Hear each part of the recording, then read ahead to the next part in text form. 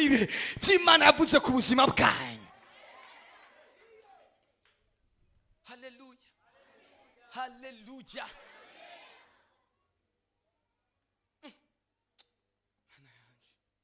Barahamagara abajournaliste bo kuri RTNB, bagahamagara abajournaliste banje.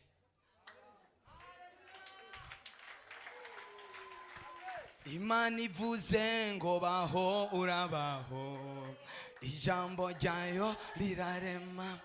Imana ivuze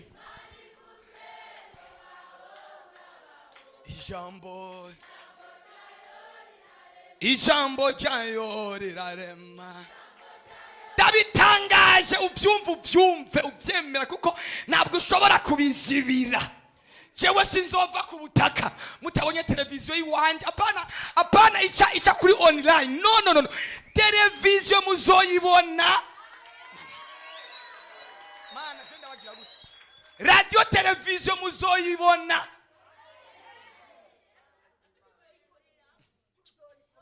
Mana yanje. Imana. Turi iro de bari hadiya muri jama.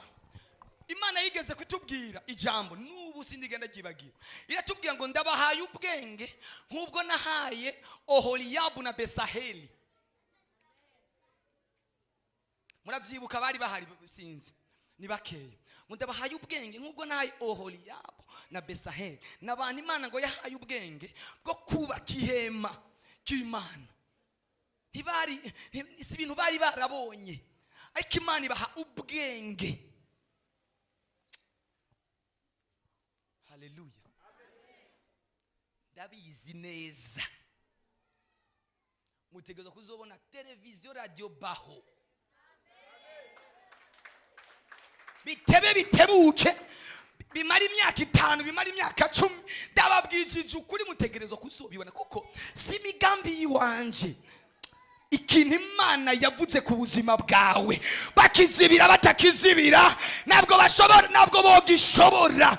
Icyo Imana yavuze kizokwicira inzira. Numbwire ngo amafaranga azova he, numbwire ngo ibi nibi bizova he, bizova ivyo abandi byavuye.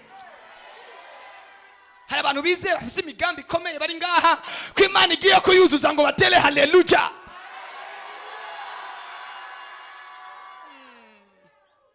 Mana yanje Yesu ashimwe cyane. Hari imigambi y'abantu bicaye hano Imana igiye kuzuza. Hari imigambi ikomeye y'abantu. Nagira nubwo mubona umenga muri banyarucari, nubwo mubona umenga muri abantu basanzwe, ariko ukuboko kwisumba byose, ukuboko kw'Imana kuramvuriye ku buzima bwa. Hari abantu Imana ikoze mu ruhanga rwabo. Uruhanga rwabo rurakomeye. Mana yanje mugiye gukora ibintu bikomeye. Haleluya. Amafaranga cyo si kibazo cawe, cyo ni kibazo c'Imana. Yesu ashimwe cyane. Imana yakubwiye uhaguruka ukigwanire, ukibanza ukimenye neza, banza umenye icyo Imana yavuganye nawe. Kibazo abantu turagira amasezerano tukayandika mu agenda tukayabika. Costume ya naguha yanyugururiye ikintu gikomeye.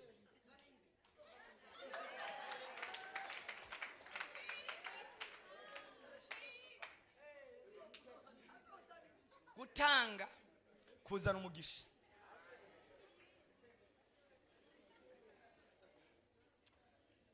Ariko Yesu, haleluya, warakoze ko yakira, yaguciriye inzira, yugurure n'izindi. Abantu mukeneye ko Imana ibacira inzira muri iki kibanza, izibacire mu izina cya Yesu. Muri ijya minsi nyene Imana yamaye ico kintu, impa permis de conduire, impa passeport. Nazama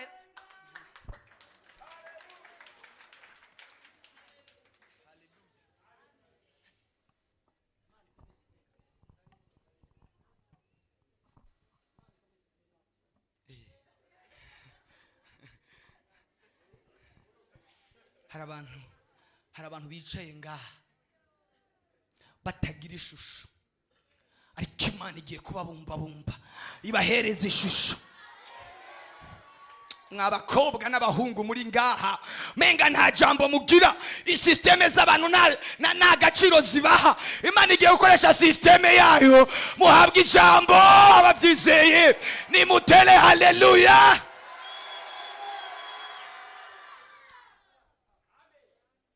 Kuva kijya gihe ibintu Imana yuguruye,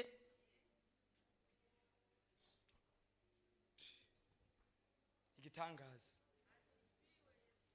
Imizimu Yesu yishe. Yesu akwicira umuzimu k'uyu mugoroba, wagutangiriye ibyawe, wagutangiriye amasezerano yawe, asemeni haleluya. Hagira umuzimu upfa. Kari gituma mu buzima hari umuzimu watwizingiriye ugatera intambuko akagusubiza inyuma izindi 50, wari wateye intambuko imwe ije imbere, umuzimu ukagukwega ngo subira inyuma.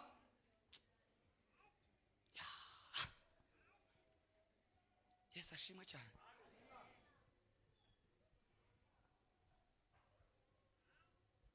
Aha n'ubu duhagararanye ubundi ku kazi.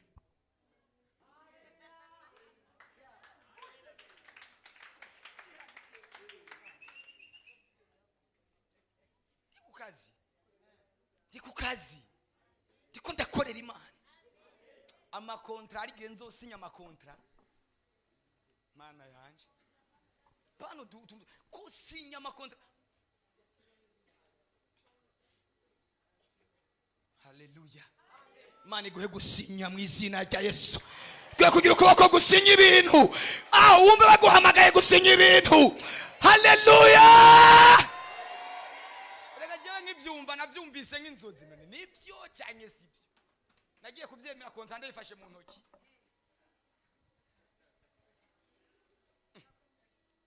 Sangari hajya usinya ngo Director General BAHO.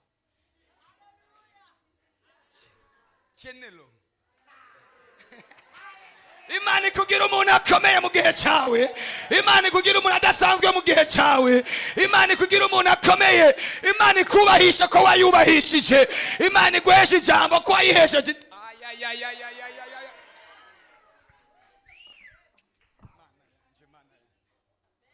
Imana ntihezagira bisize.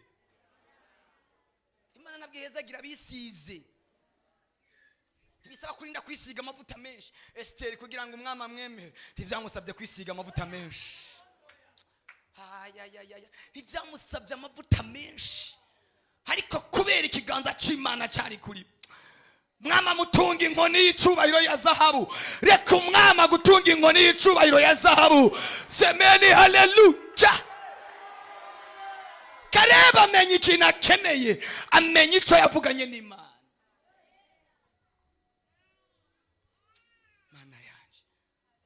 Yesu ashimwe. Turiro de bar. Imana iravuga ngo ngiye kubaho ubwenge. Imana irambwira ngo kora mezo yitwa BAHO. Ubu ni company BAHO. BAHO yabayeho, urakabaho mu izina rya Yesu. Imana yamaye ijambo riri muri Ezekiel 16. Niho iyo teme yavuye, niyo ntego yavuye. Riri muri Ezekiel 16. Ngo Imana yabwiye abayuda ngo maze nguserutseko menye ingene kumbagara mu bisanza by'amaraso, ndagutereka ndavuga ngo BAHO.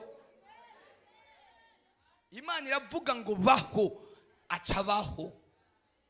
Imana igiye kuvuga ngo komera ukomere. Imana igiye kuvuga ngo kira ucukira iyo ngwara. Imana igiye kuvuga ngo va muri iryo geragezwa ucurivamwo. Imana igiye kuvuga ngo tabagwa ucutabagwa.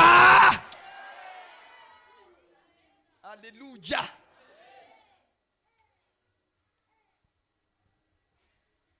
Ndiko ndumva abantu bavuganye n'Imana. Ndiko ndumva abantu bafite icyo bavuganye n'Imana. Ndiko ndumva abantu bafise amasezerano banditse, bagendanye igihe kirekire, bagendanye amezi menshi, bagendanye imyaka myinshi. Ndakunda kubwira ngo uku kwezi kw'icumi udutwa tw'imisozi twari twarafutse amasezerano yawe, tugiye kuja hagaragara, imisozi igiye kuja haboneka. Mana yanje mana. Bwana sifiwe. Umisi heze mengeje nakibabwiye je narikomye mwijoro ajya nikomye nsanga umugore wanje ari maso tamubaze wewe kudasinziriye ni kubera ko kumugabo ari waganyagaramye wewe uri umugabo se wewe sinzi yaje jenganye harambwira ikintu gikomeye harambwira ngo narambiwe kuguma ntanga kagira 10 kadashobotse iko yambwiye kuguma ntanga kagira 10 kibihumbi 10 bitanu tawo kagira 10 kandambiye niko ndasaba Imana inyugururire nimiburi ku kwezi nzoze ntangigira 10 miliyoni utanze kigira 10 miliyoni wawungutse miliyoni 10 mu kwezi muze mwiyumvira ibintu biremeye muze mwiyumvira ibintu bikomeye ko yambwiye kandi azobishikako wanasifiwe impamvu ni iyi jewe narazana umugore reka ndababwire jewe narazana umugore umpaye ibihumbi 10 sinashobora kwiyumvira ngo mbike ngo igihumbi ngo nzoka nacasanga nariye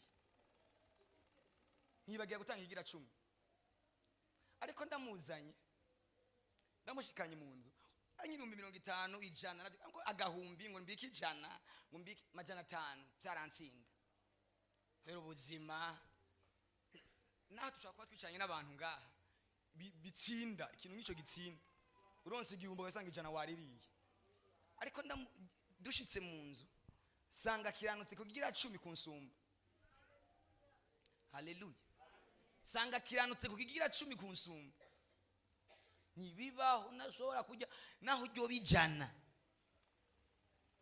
kandi suko yisonzesheje menshi nkayo je nisonzesheje haleluya Imana igutahuza ibanga rishobora kuguhesha umugisha kuva uyo munsi naciye nihana nkora envelope fata envelope naho muba mwampezagiye ngaha shitse imbere yuko ayo mafaranga mwamezagije ngira ikintu ndayakoresha mbanza kuyakuramo dime nkayisha muri envelope nkayabika yazokwira nk'ibihumbi 100 asha ndayazana mu nzu y'Imana mbari umuntu amezagije ibihumbi 5 ayo majana 5 ndayabika nkajana muri envelope kandi kuva ntanguye gukora ivyo bintu nico gihe ibintu byatanguye guhinduka Imana ikugurura amaso ikwereka ikintu gishobora kuba cyaratumye ibintu bimwe bipfa imigisha itaza kuva ntanguye gukora ico kintu Yesu ashimwe ubuzima bwanje bwarahindutse hagira abantu Yesu afungura amaso kugira ngo babone batahure basobanukirwe impamvu batariko barahezagirwa uronse igihumbi ijana urajya uronse 5 majana 5 uramira ngo nayo ngo nifitiye ibibazo bana bihumbi 5 byaza gukemura ibibazo se ayo majana 5 aza gukemura ibibazo byawe kuva ntanguye kugira ka envelope nkaza ndashiramo ico naronse haleluya nico gihe ubuzima bwanje bwatanguye nagiye kubona amateka gumahinduka nimba warapfuye kabudatangira Imana nkuko bikwiye wihane ugira ka envelope neka ndakubaza kubera ugira karanga muntu kayigendana muri saka mimizo utayibagira gira ka envelope ugendana muri sakoshi uronse ijana ucushiramo kanditse ko dime kari muri saka me yawe ugendana uronse majana 5 ucushiramo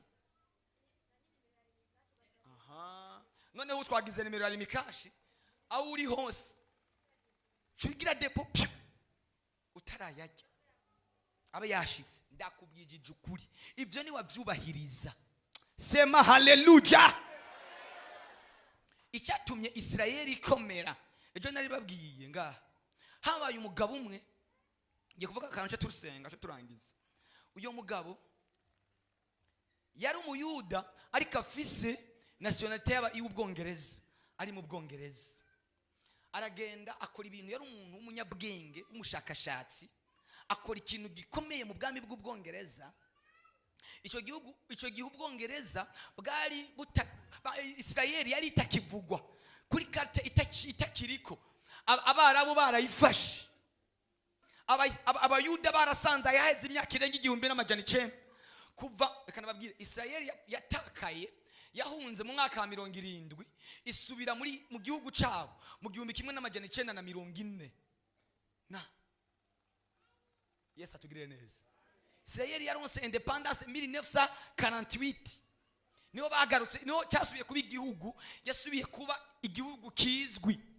Bamaze imyaka irenga 1900 barafutanganye, amateka y'isi yarabafuse. Reka ndakubwire, mu mikorere y'abantu hari ukuntu bagukuye ku rutonde. Abo muvukana hari ukuntu bagukuye ku rutonde rw'abantu bafise ico bamaze. Abo mwiganye hari ukuntu bagukuye muri agenda zabo. Abo mwagendanye hari ukuntu bagukuye kuri liste z'abagenzi babo. Kubera iki? Nta cufise cyo kubamarira. Ariko reka ndakubwire, muri wewe hari mwimbuto y'ubwami. Ariko nimuvyumvise neza, kuri wewe hari kinyenyeri yo kuganza, hari kinyenyeri yo gutegeka, hari kinyenyeri ikomeye y'Imana. Uyo mugabo ngo akora ikintu gikomeye cyatumye mu Bwongereza bamuhamagara ngo baramubwira ngo tuguha agashimwe akahe, tubwire agashimwe twoguha. Bari wewe wivugira ico tuguha. Igihe kigiye kugera baguhamagare. Sema haleluya. Bashire ubuzi imbere yawe, bakubwire ngo tora cagura, tora akazi ushaka muri ubu buzi nka 5 buri imbere yawe canke 10, ucagura akazi kawe. Iramanuriye mwari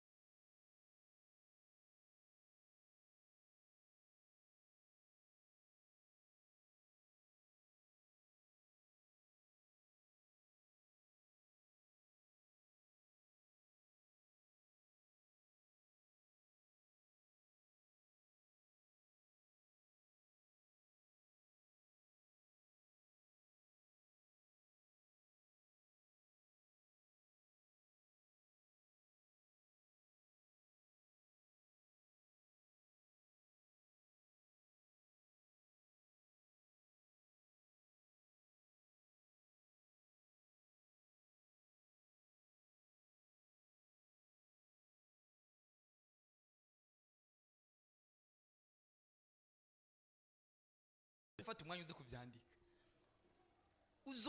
Uzokora ako kantu, Imana izoga support. Mana yanje, hari abantu 3 bera. Ituvuze abantu 3 bera, muravyumvise icyo mvuze. Imana igiye kuguhuza nabo, bazo supportinga kandi mana yanje ako kantu ka ugiye gukora kagiye gukura kabigicu, kuko ndumva mwuka w'Imana ari karambwira wari warushe no gukora imigambi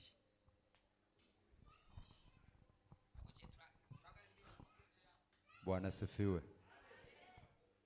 Imana n'igitangaza. Ndazi ngaha madamu yatangaye cyane.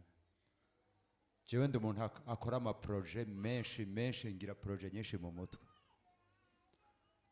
Ariko abo ndazikoreye baratera imbere. Ariko je ndayikoze iratangura muga igeze ahantu simenye cyayishe. Ibi mwarimu ariko aravugishwa n'ijuru nyene ariko rirabimubwira. Niko bimeze. Madame warabizi ngaha. Nari maze kumubwira ko narambiwe n'ibintu byo gukora ibintu nama mbona bipfa. Ahubwo ko ngiye kubihagarika. Nisengera Imana gusa. Imana igiye kukugurura amaso. Ukora ikintu batazozibira, ukora ikintu batazije. Mana yanje ababare pantanse ndabagira gute bari muri iri koraniro. Hari abantu Imana igiye gukingura amaso, igiye gukora ku bitekerezo byabo, igiye gukora kuri mindset zabo. Asema haleluya. Iyicarire mu bwiza bw'Imana. Imana ikugirire neza. Imana ikugirire neza. Biravuga ngo ishikamwa ry'umuntu imucira inzira. Umuhanuzi w'Imana isumba byose. Wari kurishirayo hajya mu giseke nkuko abandi barishira. Inzira iraciwe. Inzira iraciwe. Namba nawe atasha ari biguteye. Nyemerera utere haleluya wizere. Ko hari inzira Imana iciye ku buzima bwawe. Hari surprise y'Imana. Aba bantu ndabagire gute? Aba bantu ndabumvishe gute? Mwe mu Imana yambwiye ngo ndababwire ngo Hebroni zanyu zigiye kuza. Menya icyo Imana yavuganye nawe. Menya icyo Imana yakubwiye. Aba naho wowe utagira umugambi muri wewe, Imana igiye kugushiramo. Abagire gutega mwa bakobwa n'abahungu. Tabagire gute kugira ngo mwumve ibyo ndiko nababwira. Ndi mu mwanya wo guhanurira abantu. Kareba aravuga ngo wibuke icyo Imana yatuvuze ko twe nawe igihe twari Kadeshi Baruneya. Mbaraga nari mfise kiriya gihe ntizigeze zigabanuka. Abantu bagihagaze, abantu batarajugumba ngo bave mu Mana, bagihagaze mu isezerano ry'Imana yabavuze ko igiye kuricira inzira. Umva no hanura ariko burije. Haleluya. Semeni haleluya. Sema haleluya. Hariho gukinguka kw'imiryango, hariho gukinguka kw'amarembo. Nimunyumvise iri jambo nimunyumvise. Tagomba ngo mwumve sindiko ndavuga ibintu ndiko ndigenera. Imana. Semeni haleluya. Hagira abakobwa nka bane baza bahaguruke. Bafise ingufu. Babiri bajenga, abandi baja. Mumuterure mu muduza mwicare kamwebwe nyene. Mumuterure mu muduza mwicare hajya hejuru.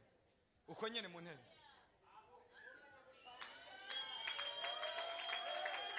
Mana yanje ntimwumva ntimubona ivyo turimo. Imana iraguteruye. Saba baguteruye. Aba barabakozi b'Imana. Imana irambwiye ngo iraguteruye kujya nyene bakudugije. Nabwo uzomanuka ugiye kuzamuka uzamuwe n'Imana. Muci Imana yavuze ku buzima bwa muri hehe ngo mwumve icyo niko ndavuga muri iki kibanza ngo mutere haleluya.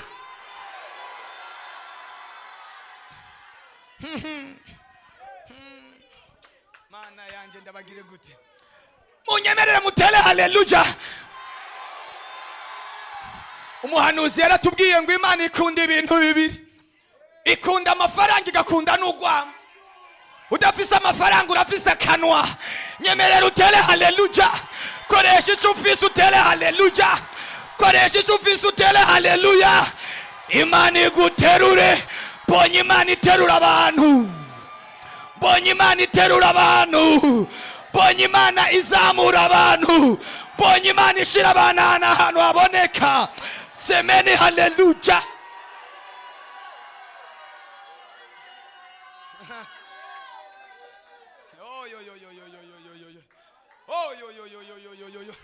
Komera Yesu mu mashi menshi cyane. Ijuru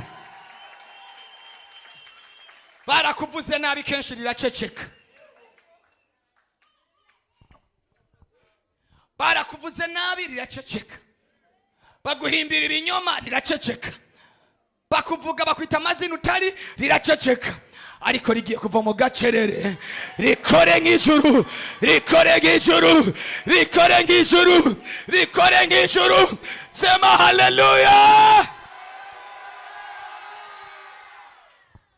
Yesu ashimwe cyane. Vuba vuba. Yesu ashimwe cyane. Imana igiye ku nanje nihanurire.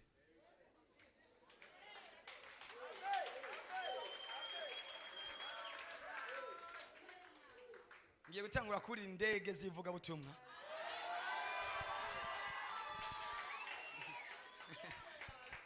Abane zo muri Serbia, abane zo muri Serbia zivuga butumwa. Nibande bumva bavyizeye babivyo mvuze ngo batele haleluya. Reka ndababwira, maze imyaka 12 mvuga ubutumwa bwiza muri repentance honyene. Nta rundi rushengero na rumwe ndaja kujamwo kuvashika ngahe Bujumbura kwigisha atari urushengero amashengero ya repentance. Ari kigihe cyo kugenda kwanje cyageze. Mana yanje mugiye kubibona, mugiye kubibona. Aho nzohora nza ngaha munkumbuye. Mana yanje urabizi birasa birakunda. Ngomba ku Mana yanje tumva igihe cyanje cyageze cyo kugenda kuvugira Yesu. Sema haleluya.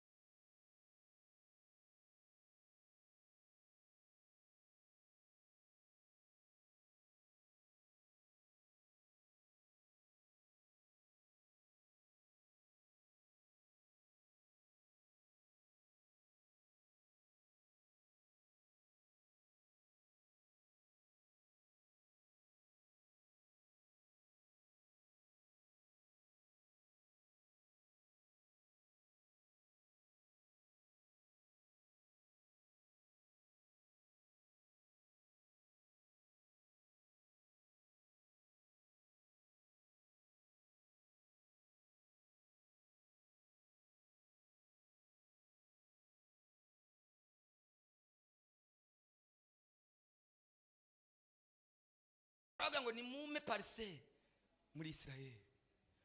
Umwami w'Ubwongereza, umwami kazi ugeruka gupfa, ngo kuko yari afise ubushobozi mu bakolonije Israel, ngo genda baguhe umusozi i Jerusalem. Bamukatira umusozi. Datangaje muri iki kibanza ngo bagukatire ikibanza cyawe, bagukatire umwanya wa Mana yanje, Mana yanje. Bamukatira umusozi muri Israel. Semeni haleluya. Munyemerere mvuge ibi bintu nigoga nihuse. Israeli ngo aragenda yubaka ahantu uwo musozi bamuhaye. Uko uwo musozi yawubatse niko abayuda batanguye kwinjira kamwe kamwe, kuko bari bafise aho baja, bari bafise ahantu bashobora gushikira. Hari umuntu Imana yashize ku musozi runaka agiye kukubera ikiraro cyo kwinjira mu isezerano ryawe. Haleluya. haleluya.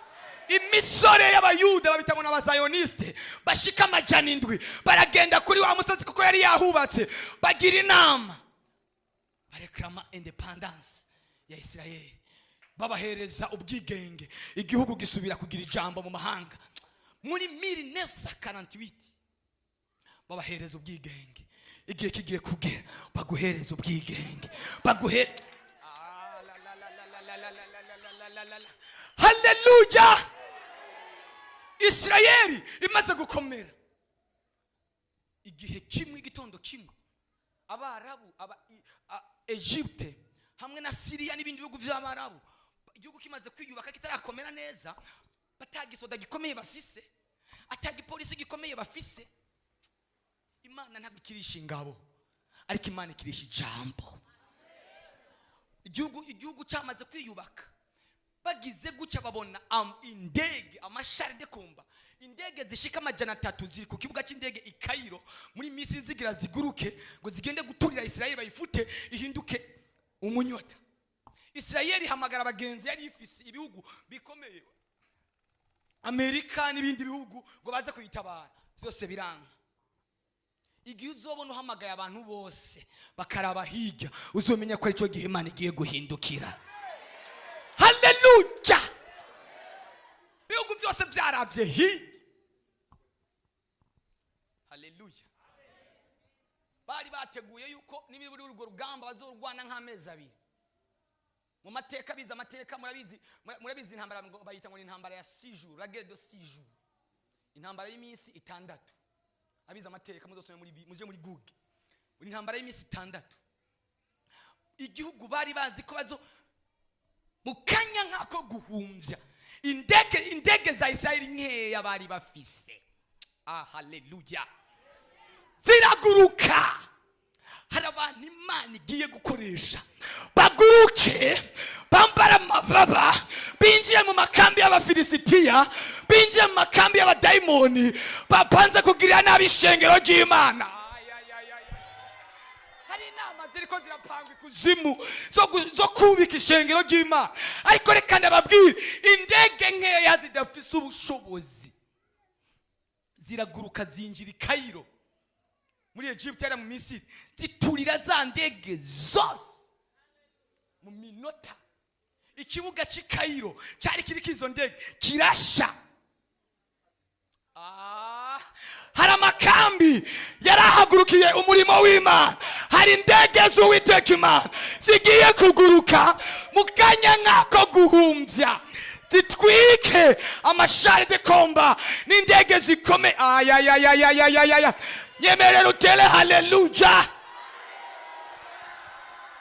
Baraziturira abasoda ba Isirayeli barinjira bamaze kwinjira muri Egiputa abandi binjiye mu misozi y'Igorani bagiye kwinjira Syria oni ivuza induru igihugu cyose bari baranyazwe bamaze kugifata. Haleluya.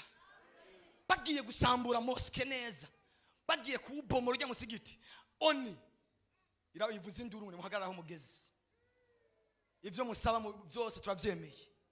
Nagenda kubwire abansi bagiye kumanika amaboko abansi ubuzima bwawe bagiye kumanika amaboko. Haleluya. Bagiye kumanika amaboko bagire guci bamanika amaboko mwizira.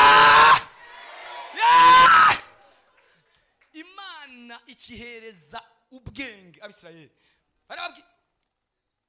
baravugana bati turabonye ko atamugenzi dufise umugenzi dusigaranye ari Imana gusa. Nagenda kubwire ngo nta mugenzi ufise umugenzi ufise ni Yesu. N'umugore yo guhinduka n'umwana yo guhinduka umugenzi usigaranye yitwa Yesu.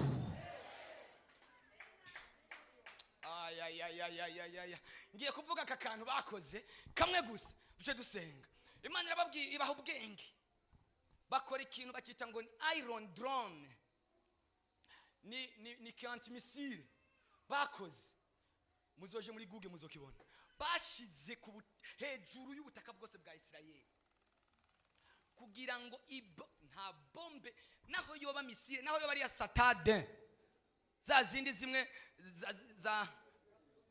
z'Uburusi ntishobora kwinjira ku butaka bwa Israel.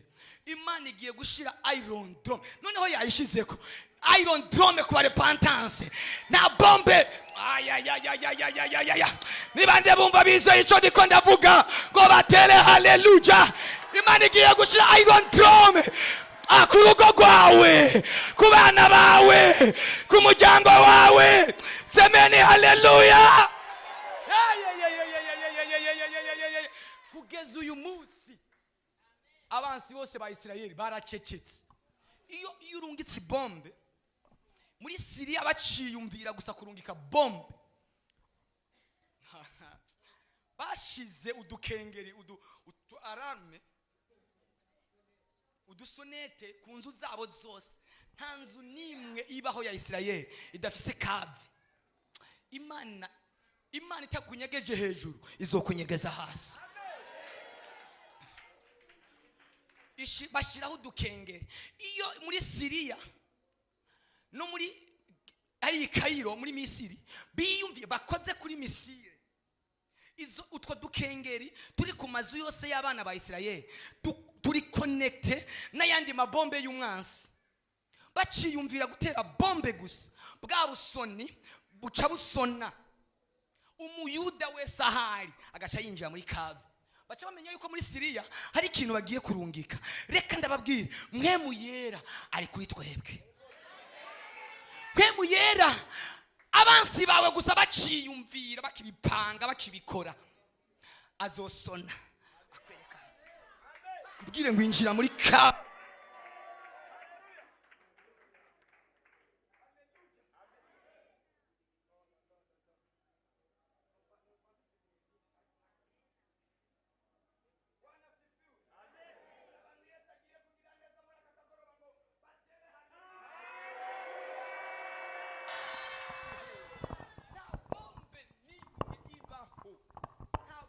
Nimwe ibaho. Mbega murabizi impamvu Uburusi bwananiwe gukubita Ukraine? Ni kubera ko Ukraine president wayo n'umuyuda. N'umuyuda ufite amaraso ya Israel. Natwe iyo tuvuze Israel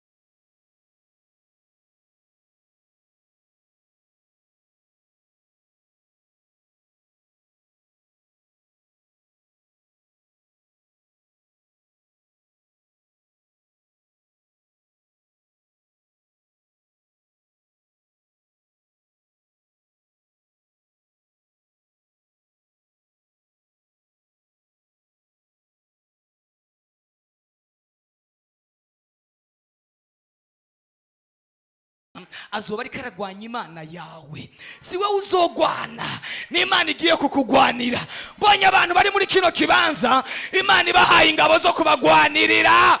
Sema haleluya.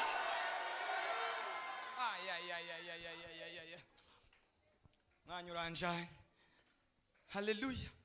Imana igiye kugwanira abantu. Imana igiye kugwanira ishengero. Imana igiye kubeka babwira ishengero ry'Imana ryubatse ku rutare. Ishengero ry'Imana ryubatse ku rutare, ntabwo ryubatse ku muntu. Ryubatse ku rutare. Ryubatse kuri Yesu, kuko rutare ni Yesu. Iyo mpamvu n'amazu yose iyo twubaka amazu tuyubanza tukagira fondation y'amabuye. Kintu cyose kugira ngo gikomere geteza kuba cyubatswe ku mabuye. Ibuye ni Yesu Kristo. Wowe wubatse ku ibuye ridashobora kunyiganyizwa, na uzogushobora uzobigerageza iryo buye rizomuvungura. Rizomuvungura. Bwana asifiwe. muri twebwe twicaranye n'abantu bamaze gutwagwa mpiri, bafashwe mpiri, byabo byafashwe mpiri, abana babo bafashwe mpiri, imiryango yabo yafashwe mpiri. Ariko reka ndakubwira, Imana igiye kuduha imbaraga zo kubigarukana.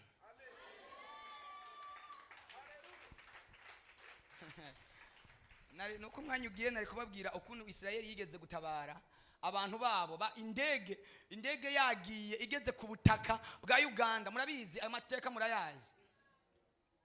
Haleluya.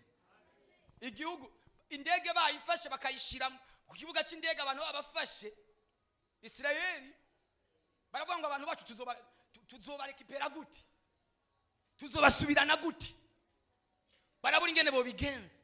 Ariko Imana ibaha ubwenge, bafise ubushobozi, bazana indege zabo zidashobora kubonwa n'amaradari.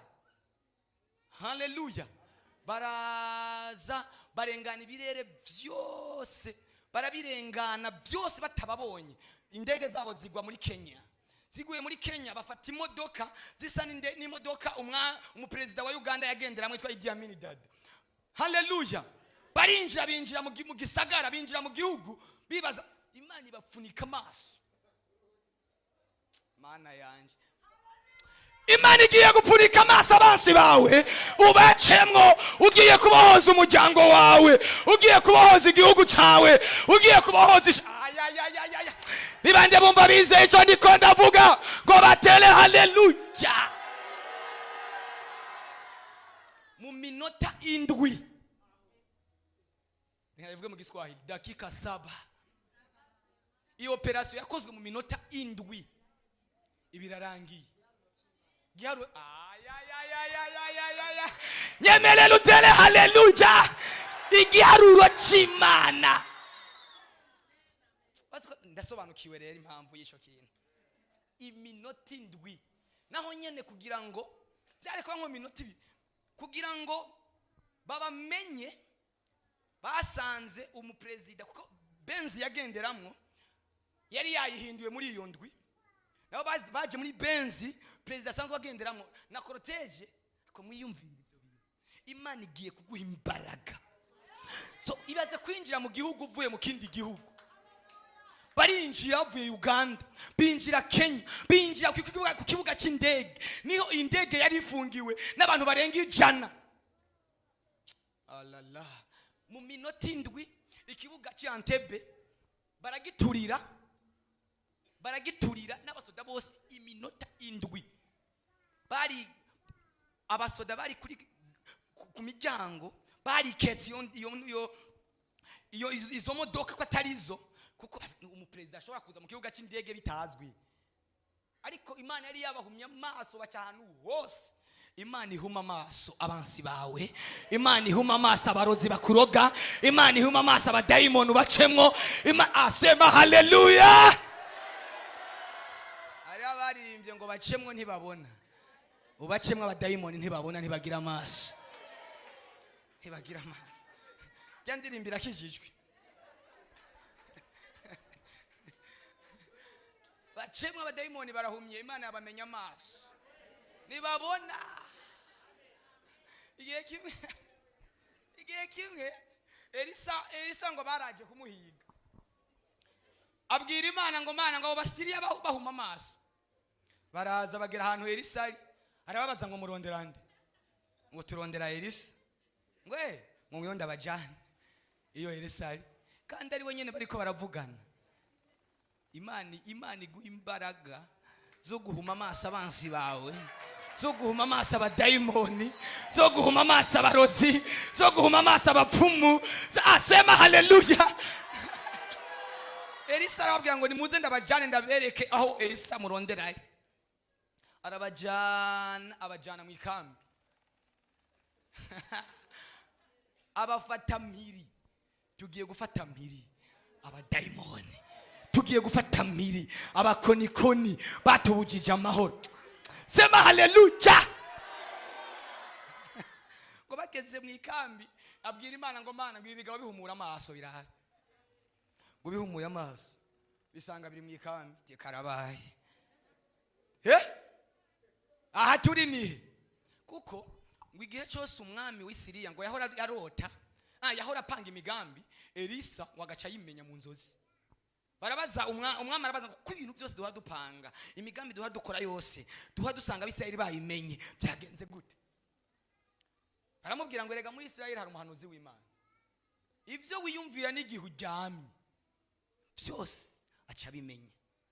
Ega muri Repentance turafise umuhanuzi w'Imana. Imana yaduhaye umuhanuzi. Imana yaraduhaye amaso. Bwana sifiwe sana. Yaraduhaye amaso. Mana yanje. Elisa umwami aravuga ngo ibiga nganda vyice. Elisa aramubwira ngo abagabo ntubishe, ahubwo barungike bagende bagaburire, hanyuma bagende bave kuvuga amakuru. Ngo baje baragenda babwira umwami ngo mwami vako ntuzosubire. Imana igiye kugira funga kinywa abansi bawe, bugara umunwa, ngo kuva uyo munsi nta ntambara yasubiye kuba hagati y'Abisirayeli n'Abasiriya.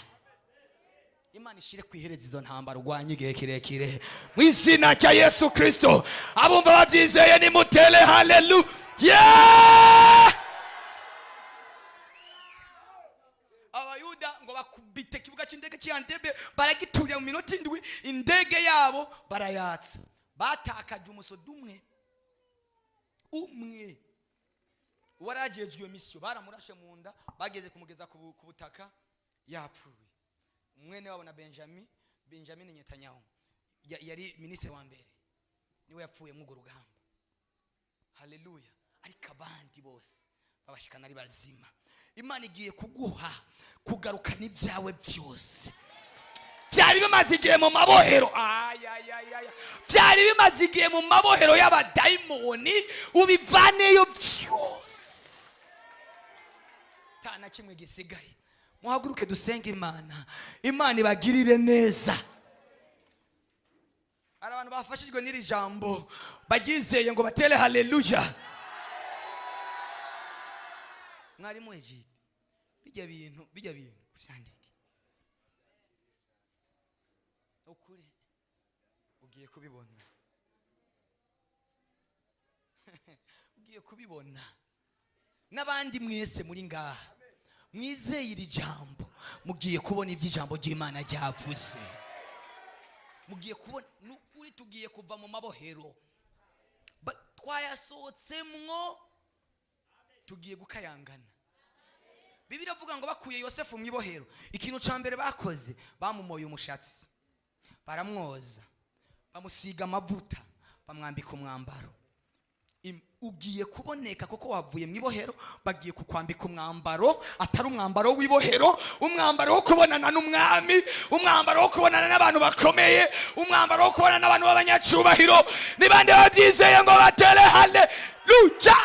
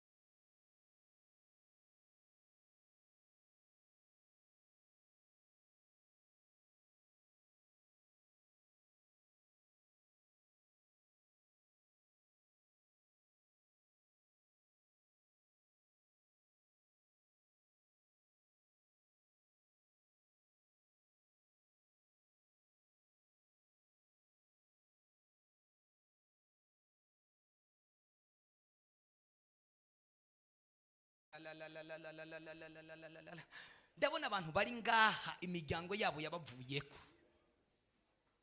imiryango yabo yabataye, imiryango yabo yabataye, imiryango yabo yabasuzuguye. Imana igiye kukugirira neza, basubire bakugarukire mu izina rya Yesu. Banza usaba Imana imbabazi, uzamuye amaboko. Iyo umuntu azamuye amaboko ababwiye Imana ngo Mana ndananiwe, ndatsinzwe. Girira imbabazi, girira imbabazi. Usuka amarira yawe imbere y'Imana, usuka amarira yawe imbere y'Imana. Bwira Imana ngo Mana, mparira ukugabitanya, andika izina ryanje mu gitabo cy'ubugingo. Ndagomba kwezwa n'amaraso yawe y'igiciro. Roshe kosi yazara manta yababashe kosi. Ndiko ndabona Imana igiye kugirira neza abantu, ibaterure, ibaterure, ibaterure, ibaterure, ibazamure, ibaduze ku rundi rwego. Bwira Imana ngo Yesu we mbabarira, Yesu mbabarira, Yesu mbabarira, Yesu mbabarira. Do paiza fa. Yesu mbabarira, mbabarira. Yesu mbabarira, Yesu mbabarira. Imbabazi z'Imana zirengeye ibindi bintu byose. Imana ni yakuboneka kubonera mu mbabazi zayo. Imana ni yakuboneka kubonera mu mbabazi zayo. Amateka yawe nankeka arahinduka, amateka yawe arahinduka, ubuzima bwawe burahinduka. Imana igiye kukugirira neza, Imana igiye kuguterura, Imana igiye kuguterura, Imana igiye kuguterura, Imana igiye kuguterura, Imana igiye kuguterura, Imana igiye kuguterura. Robo shekete. Hallelujah. Hallelujah. Iyurushe, iyuremerewe, bibwire Yesu, bibwire Yesu, niwe mukunzi wawe. Nta wundi wabona hafi yawe, nta wundi bona hafi ya. Bibwire Yesu nyene, bibwire Yesu, bibwire.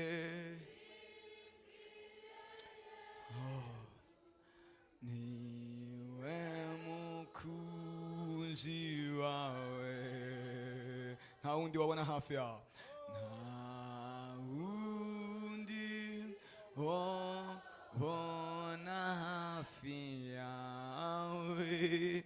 Bibwire Yesu nyene. Bimubwire kuko arabibwiye abantu baravyanka, warabibwiye abagenzi baravyanka, warabibwiye imiryango iravyanka, warabibwiye bene wanyu baravyanka, warabibwiye inshuti zawe ziravyanka. Yagutegeye amaboko, yagutegeye amaboko, yagutegeye amaboko ngo agutabare. Ari hano ngo agutabare, ari hano ngo aguhoze, ari hano ngo akubohore, ari hano ngo akugirire neza. Ro shekete te te te te te te te te. Rote paya zava. Ndavuze ngo iyo mpemu yakuboshe ikurekure muri aka kanya, ikurekure muri aka kanya, ikubohore. Yantaya baba, Imana ni kubohore, Imana ni kubohore, Imana ni kubohore, malayika na kubohore, Yesu na kubo. Ay ay ay ay ay ay.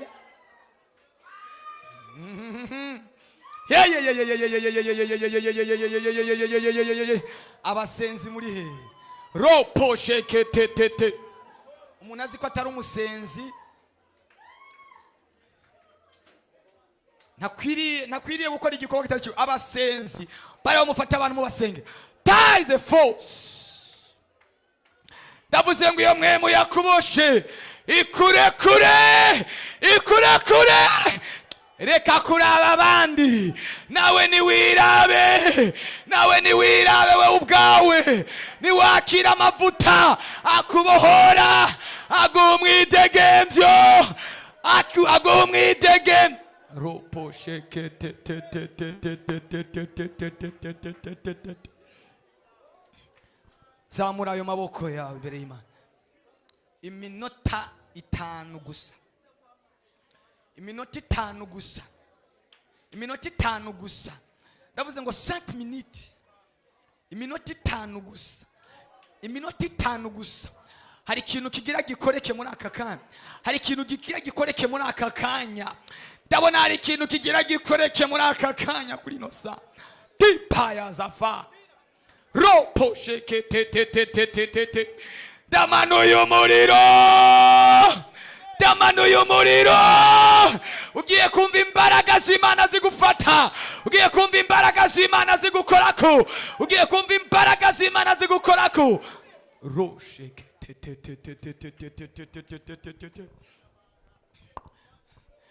vuga ngo Yesu. Rota pashekete bivugirigira kabiri uvuga ngo Yesu. Tazafai godana tepaya. Hari ikintu kiriko kiranyagabuka, hari ikintu kiriko kiravunjagurika, hari ikintu kiriko kiracikagurika, hari mizi iri kiraranduka, hari mizi yaribosha ubuzima bwawe iri kirarandagurika. Irya gatatu uvuga ngo Yesu.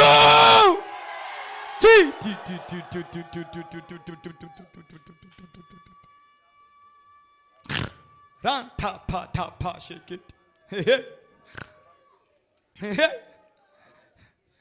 Ha. Hari umuntu ari karumva ubundi bushobozi muri we. Tugiye kuvugira igira kane, tuvuga ngo Yesu. Rapaya baba shekete pa.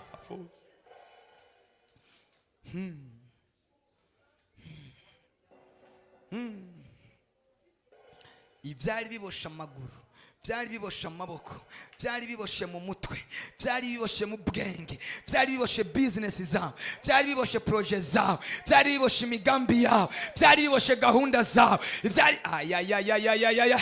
Ijya gatanu uvuga ngo Yesu. Ijya gatandatu uvuga ngo Yesu. Ayaya, tugiye kuvuga ijya nyuma rigiye kurandura n'utuzizi twose. Ayayayayayaya, vuga ngo Yesu. Komera amashi Yesu, mukomera amashi. Uyo mwami arakwiriye, uyo mwami arakwiriye, uyo mwami arabereye. Tera haleluya.